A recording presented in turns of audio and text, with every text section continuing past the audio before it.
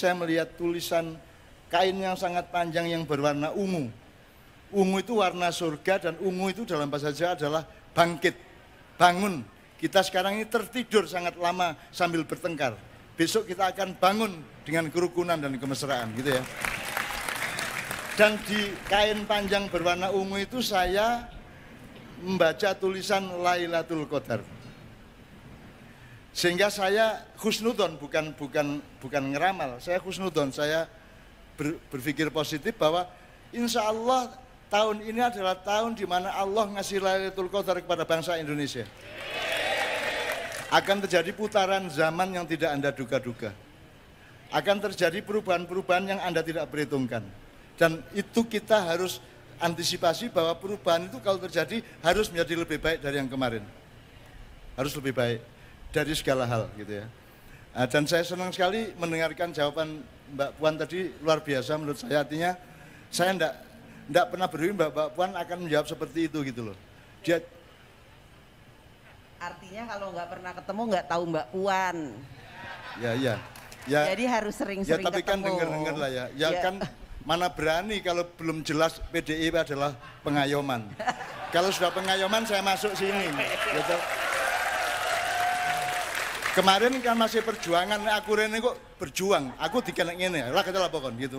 Jadi saya takut, begitu saya dapat informasi dari Allah bahwa PDI itu sekarang PDI pengayoman, maka saya saya datang ke kebagusan, saya datang ke Langit Agung. Cuman saking semangatnya saya sampai jalan-jalan dan di YouTube dan siaran langsung itu saya kelihatan ngos-ngosan. Sehingga saya kemudian dikritik oleh banyak netizen dan saya dapat WA, Cak santai aja ngerokok dulu. Gitu. Terus ya kan tidak mungkin bisa merokok di sini dan ini saya agak memang saya itu kalau tidak ngerokok, saya itu pekewo sama Allah. Allah itu menciptakan tembakau. Terus diapain?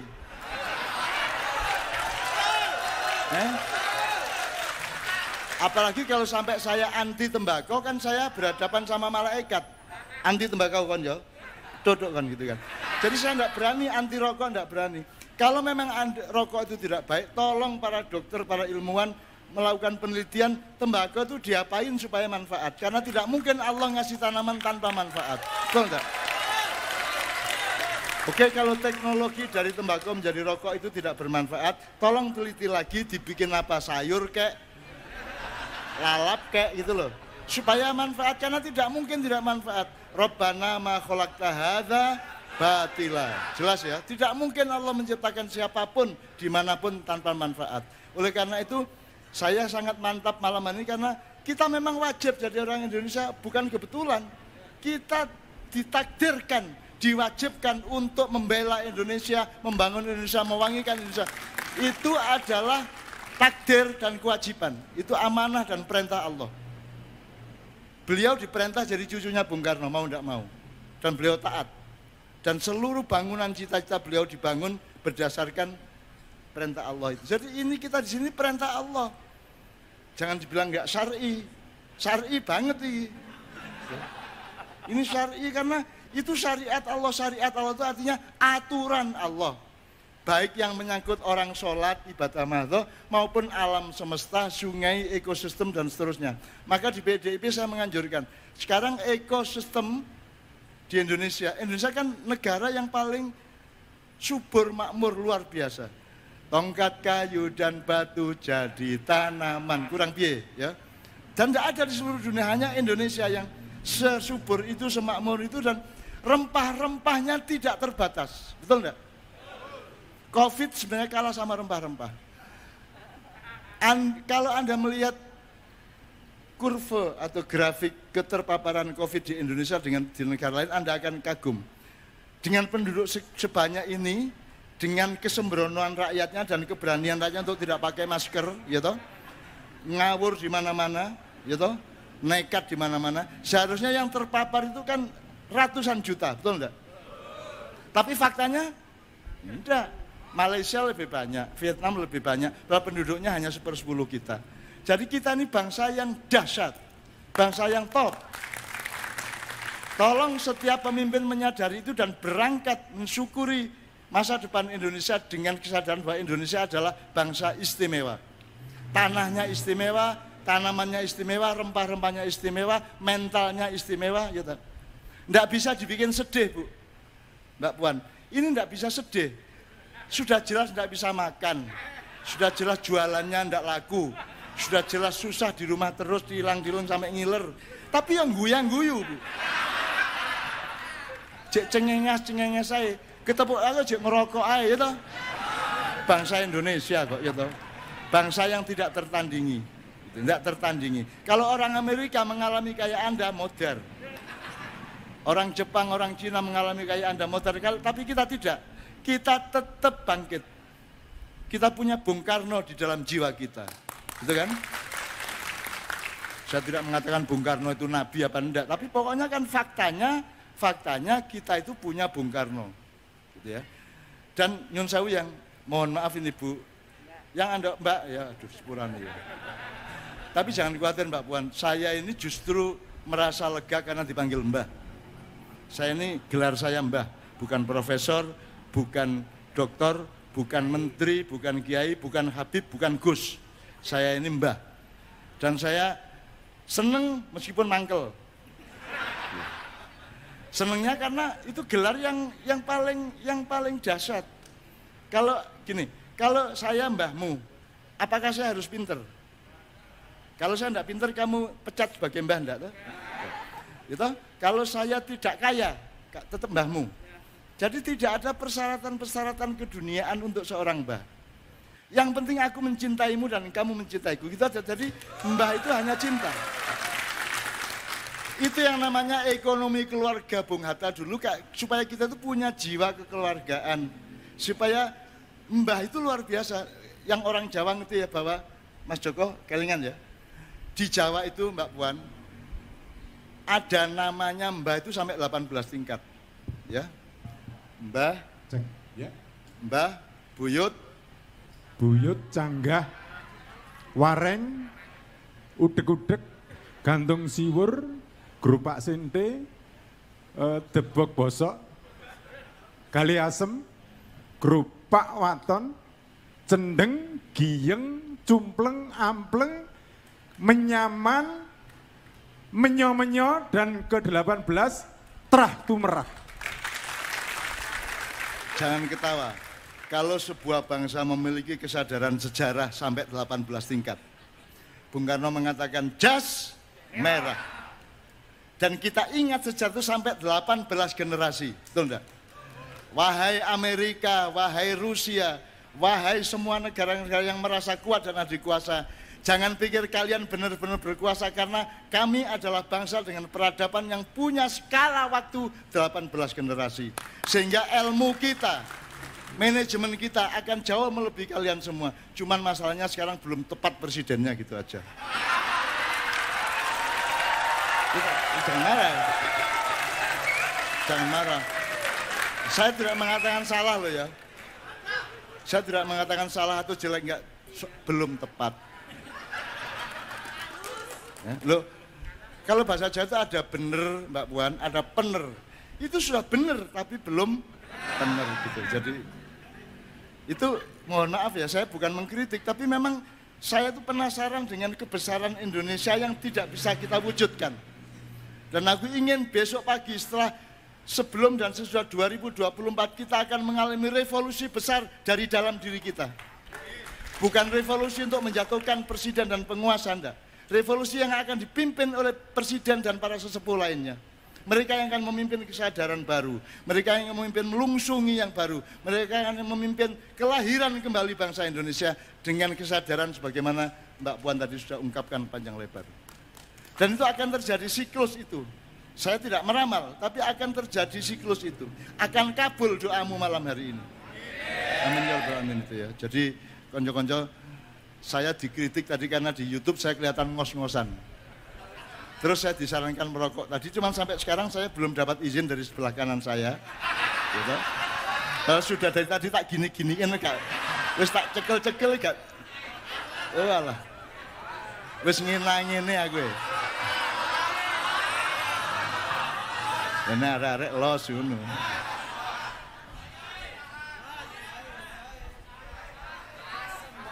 Salah satu yang ditakuti virus adalah, tapi nanti dimarahi sama WHO sama, enggak, maksud saya, semua itu kan ada konteksnya, ada nawaitunya gitu loh. Anda rabi dengan rabi beda, ada rabi mergo nafsu, ada rabi mergo kesejahteraan cita-cita keluarga. Kan sekarang ngerokok untuk apa, ngerokok karena apa, dengan niat apa, dalam konteks apa, kan ya duru ala illatihi kalau kata usul fikih kan gitu kan. Jadi semua yang saya katakan itu kan tolong lihat asal usulnya. Misalnya kalau di maknya kan meso boleh enggak? Iki mbak senengannya meso. Nah terus aku ngomong diancuk seweneng ini. Dua bal, wow gitu. Terus saya bilang, meso itu kan spontanitas alamiah dari setiap orang yang merasakan sesuatu yang menggelisahkan. Misalnya, aduh gitu ya, cok gitu kan. Yang enggak boleh itu misui. Ya, kalau misui itu peristiwa sosial, kalau miso itu peristiwa subjektif individual. Jadi misalnya ngeden, ngising, enggak apa-apa di WC-nya sendiri, tapi nek kon ono daya terus kon ngono, itu berarti menghina tamumu kan gitu kan. Ya, jadi di maknya kita terangkan semua peta titik-titik titik-titik ilmu dengan proporsinya masing-masing. Kita harus lengkap.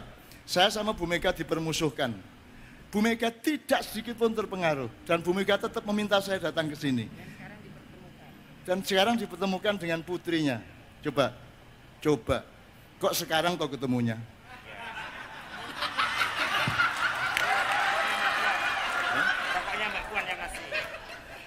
Oh, itu kan ini konotasi, itu namanya konotasi ya.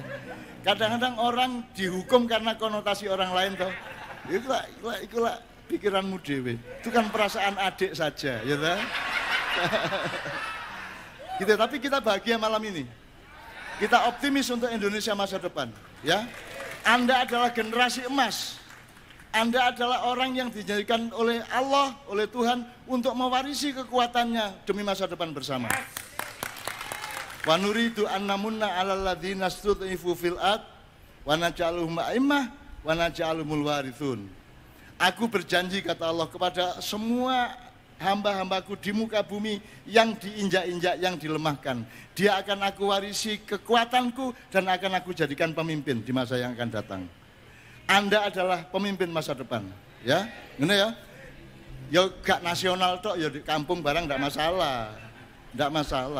Kita ndak butuh kebesaran, kita tuh butuh kesungguhan, kita Bu ya.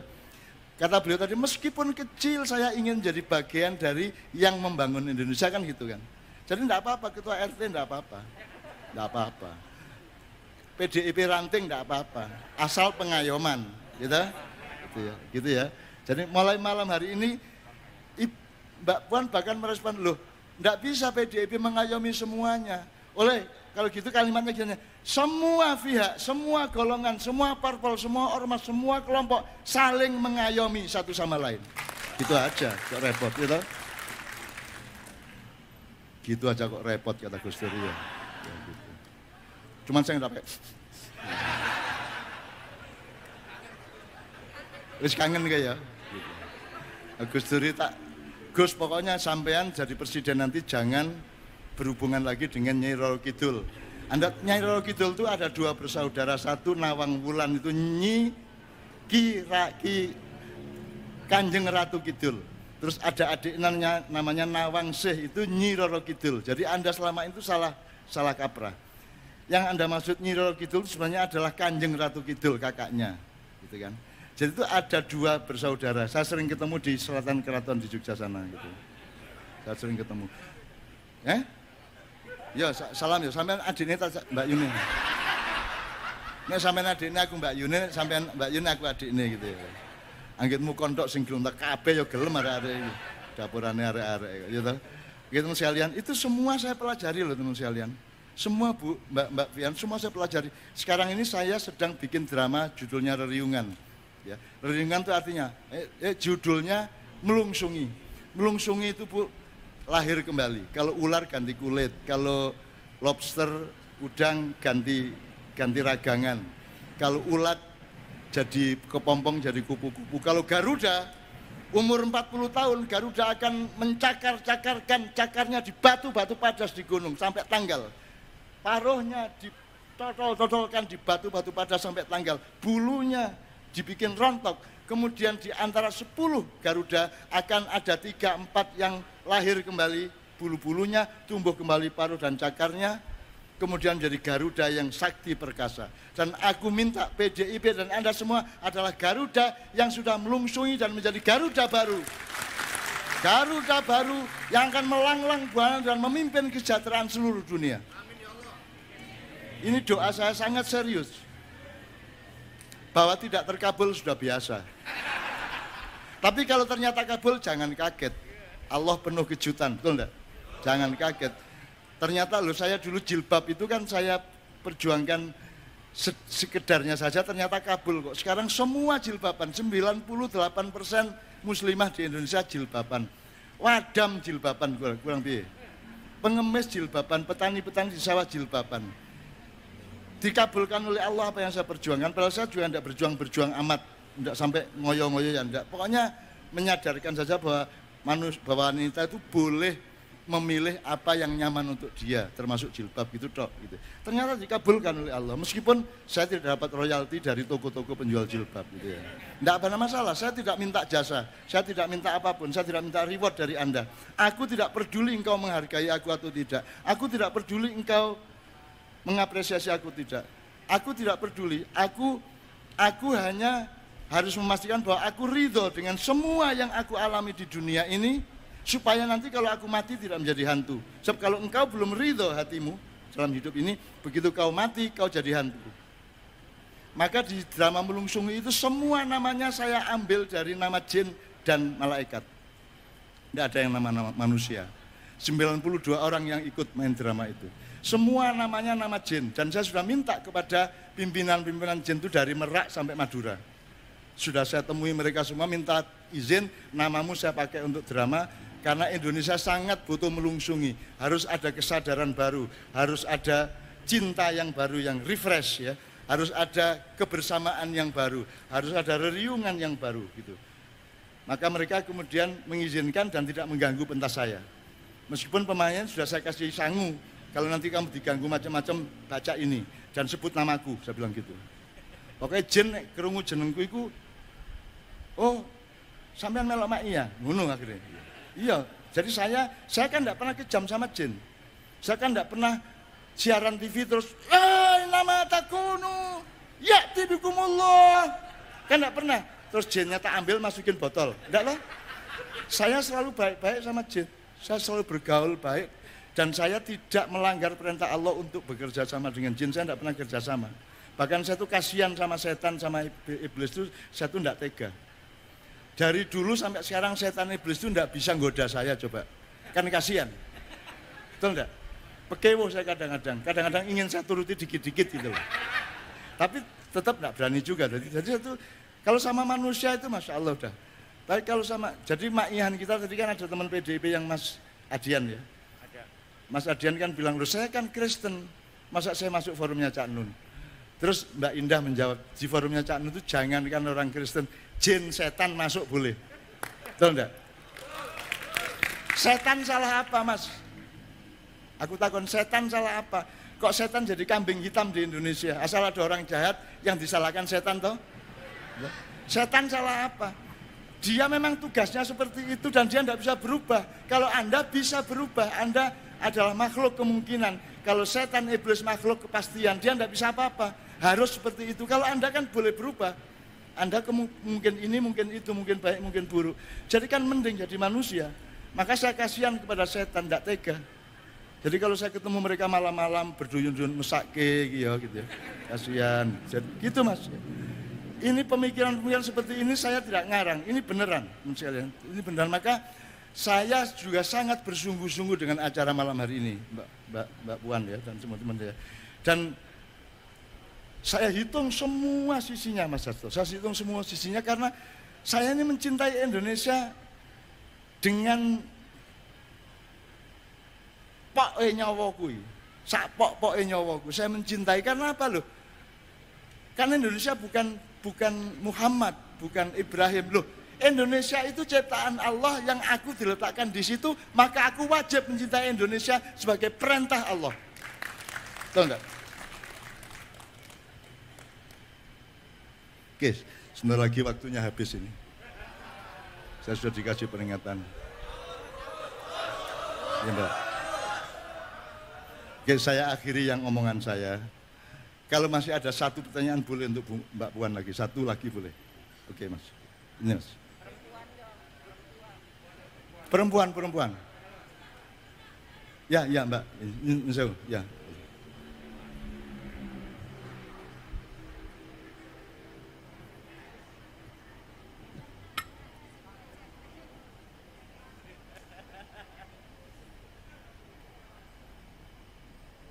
Assalamualaikum warahmatullahi wabarakatuh. Merdeka! Terima kasih atas waktunya yang diberikan kepada saya. Saya Ketua Ranting dari Tanjung Barat, PDIP. Di saat ini sangat banyak saya lihat dan saya merasa miris dengan kelakuan kita sebagai bangsa yang tega membuat keonaran di bangsa sendiri. Yang menjadi pertanyaan saya singkat saja Ibu, Bapak. Bagaimana cara kita sebagai bangsa Indonesia dalam melakukan pertahanan dari ancaman perpecahan dan memperkokoh NKRI dari dalam maupun luar bangsa? Itu saja, terima kasih.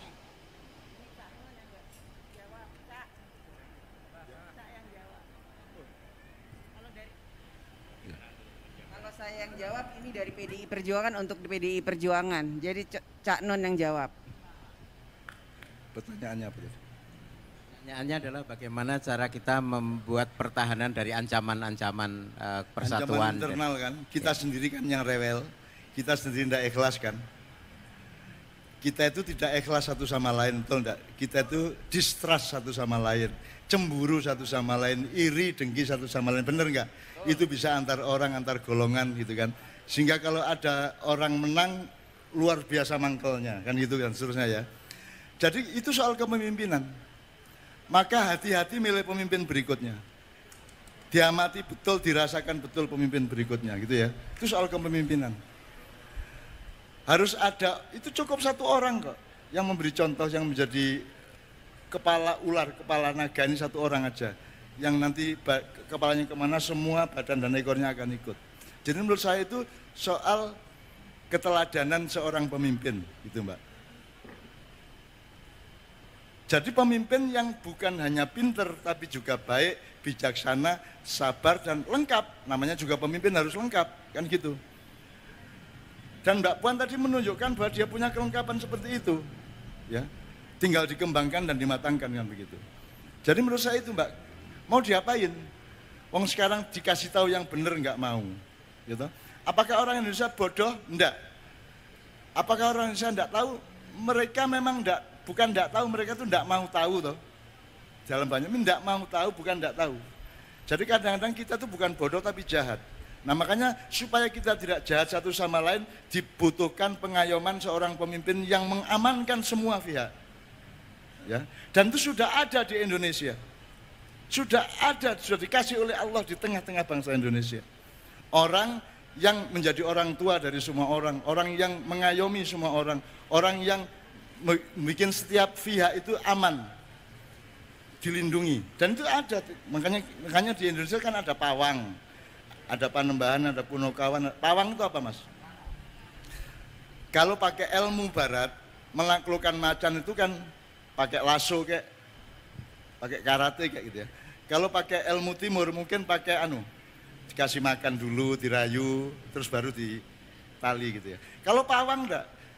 Kalau orang timur bisa menjadi pawang itu pokoknya macan itu kalau ada pawang dia langsung jinak, ikut.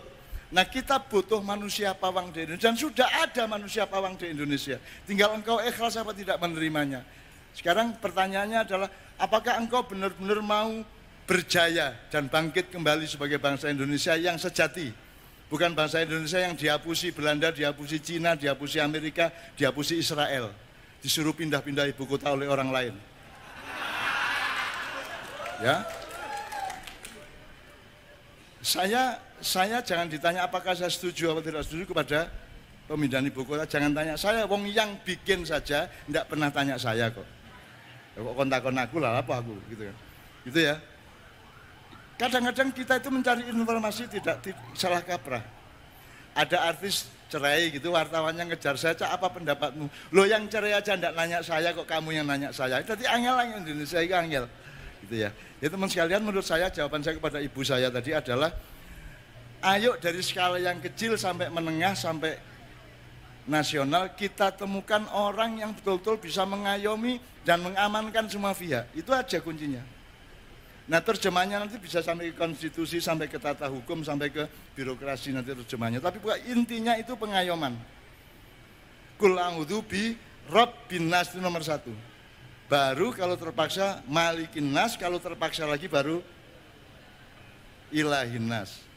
Itu metodologi politik dan sosial dari Allah Subhanahu wa taala di surat An-Nas itu. Itu betul-betul karena Quran itu petunjuk. Bahkan dia obat, penyembuh. Kalau buku-buku berjuta-juta lainnya itu informasi tapi belum tentu benar, belum tentu baik, belum tentu bermanfaat. Kalau kitab suci Quran dari Allah itu pasti benar, pasti merupakan petunjuk dan pasti mencerahkan, pasti menjadi obat dari segala macam penyakit, solusi bagi segala macam persoalan gitu ya. Allahumma sholli wa sallim ala sayyidina Muhammad. Bu, kita akhiri ya Bu ya. Kita semua tepuk tangan untuk Mbak Puan. Kita doakan Tuhan membimbingnya sampai ke tempat yang terbaik untuk beliau maupun bagi Allah sendiri dan bagi bangsa Indonesia gitu ya.